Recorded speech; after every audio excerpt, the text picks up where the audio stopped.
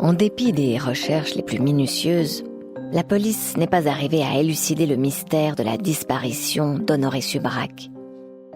Il était mon ami, mais comme je connaissais la vérité sur son cas, je me fis un devoir de mettre la justice au courant de ce qui s'était passé. Le juge, qui recueillit mes déclarations, prit avec moi, après avoir écouté mon récit, un ton de politesse si épouvanté que je n'eus aucune peine à comprendre qu'il me prenait pour un fou. Je le lui dis. Il devint plus poli encore, puis, se levant, il me poussa vers la porte, et je vis son greffier, debout, les poings serrés, prêt à sauter sur moi si je faisais le forcené. Bon, je n'insistais pas. Le cas d'Honoré Subrac est en effet si étrange que la vérité paraît incroyable. On a appris par les récits des journaux que Subrac passait pour un original. L'hiver comme l'été, il n'était vêtu que d'une houppelande et n'avait aux pieds que des pantoufles. Il était fort riche, et comme sa tenue m'étonnait, je lui en demandai un jour la raison. « C'est pour être plus vite dévêtu, en cas de nécessité, » me répondit-il. Au demeurant, on s'accoutume vite à sortir peu vêtu. On se passe fort bien de linge, de bas et de chapeau, et je vis ainsi depuis l'âge de 25 ans. Je n'ai jamais été malade. Ces paroles, au lieu de m'éclairer, aiguisèrent ma curiosité.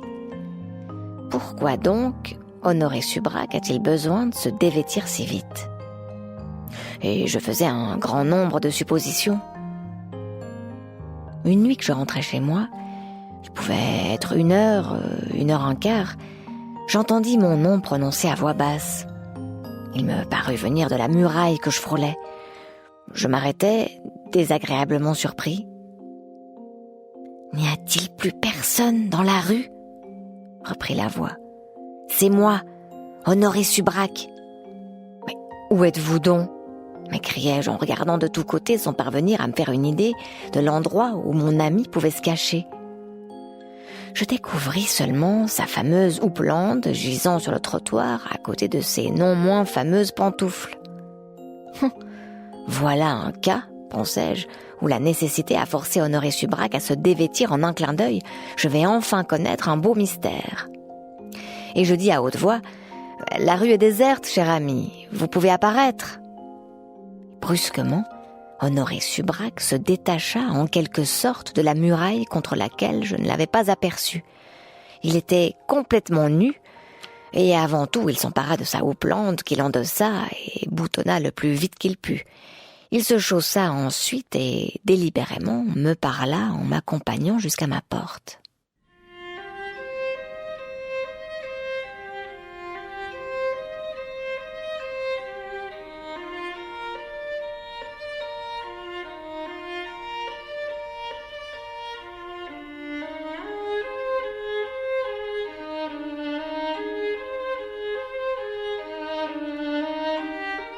« Vous avez été étonné, dit-il, mais vous comprenez maintenant la raison pour laquelle je m'habille avec tant de bizarrerie, et cependant vous n'avez pas compris comment j'ai pu échapper aussi complètement à vos regards.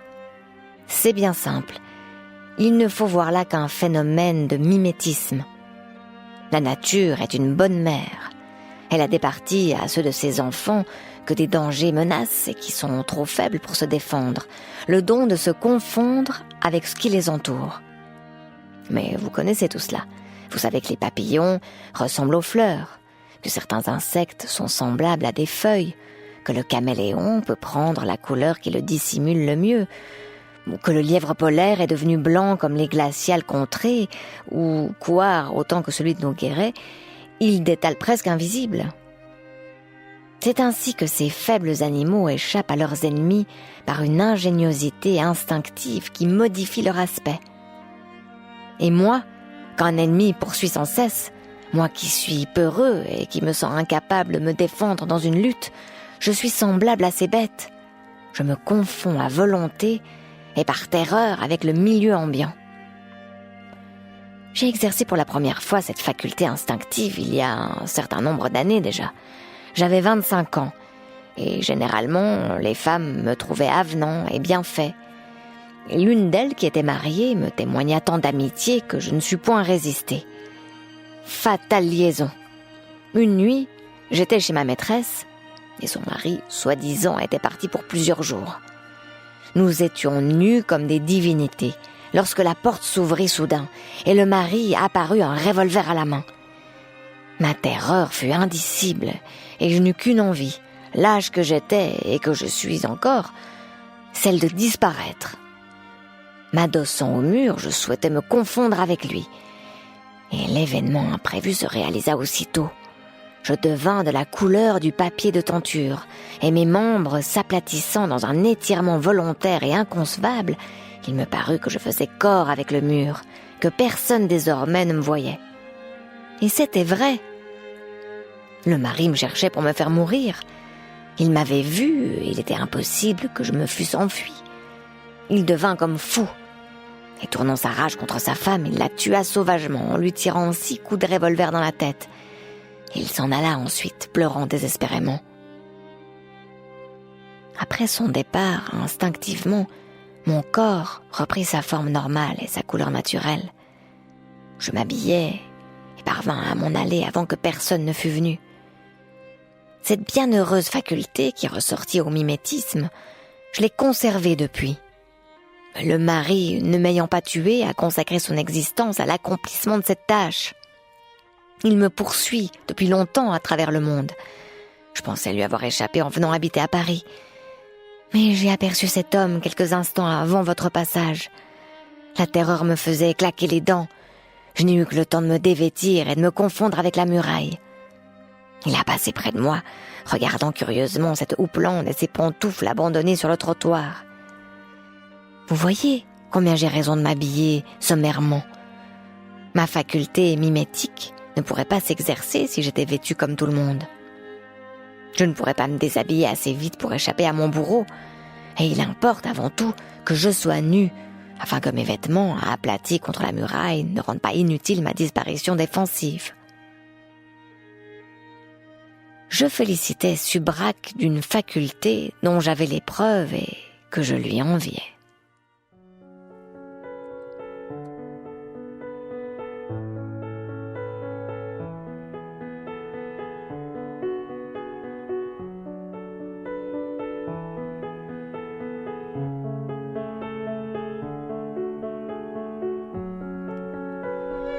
Les jours suivants, je ne pensais qu'à cela et je me surprenais à tout propos, tendant ma volonté dans le but de modifier ma forme et ma couleur.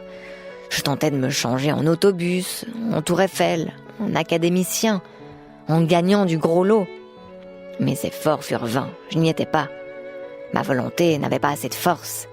Et puis, il me manquait cette sainte terreur, ce formidable danger qui avait réveillé les instincts d'Honoré Subrac. Je ne l'avais point vu depuis quelque temps, lorsqu'un jour il arriva affolé. « Cet homme, mon ennemi, me dit-il, me guette partout. J'ai pu lui échapper 3 fois en exerçant ma faculté, mais j'ai peur, cher ami. » Je vis qu'il avait maigri, mais je me gardais de le lui dire. « Mais il ne vous reste qu'une chose à faire. Pour échapper à un ennemi aussi impitoyable, partez, cachez-vous dans un village. Laissez-moi le soin de vos affaires et dirigez-vous vers la gare la plus proche. » Il me serra la main en disant « Accompagnez-moi, je vous en supplie, j'ai peur. » Dans la rue, nous marchâmes en silence. Honoré Subrac tournait constamment la tête d'un air inquiet. Et tout à coup, il poussa un cri et se mit à fuir en se débarrassant de sa houppelande et de ses pantoufles. Et je vis qu'un homme arrivait derrière nous en courant.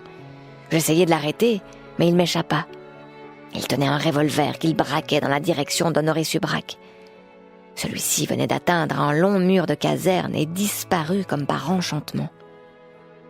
L'homme au revolver s'arrêta, stupéfait, poussant une exclamation de rage. Et comme pour se venger du mur qui semblait lui avoir ravi sa victime, il déchargea son revolver sur le point où Honoré Subrac avait disparu. Et il s'en alla ensuite en courant.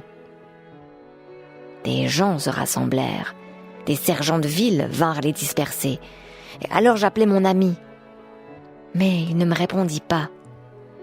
Je tâtai la muraille, elle était encore tiède, et je remarquai que, Des 6 balles de revolver, 3 avaient frappé à la hauteur d'un cœur d'homme, tandis que les autres avaient éraflé le plâtre, plus haut, là où il me sembla distinguer vaguement les contours d'un visage.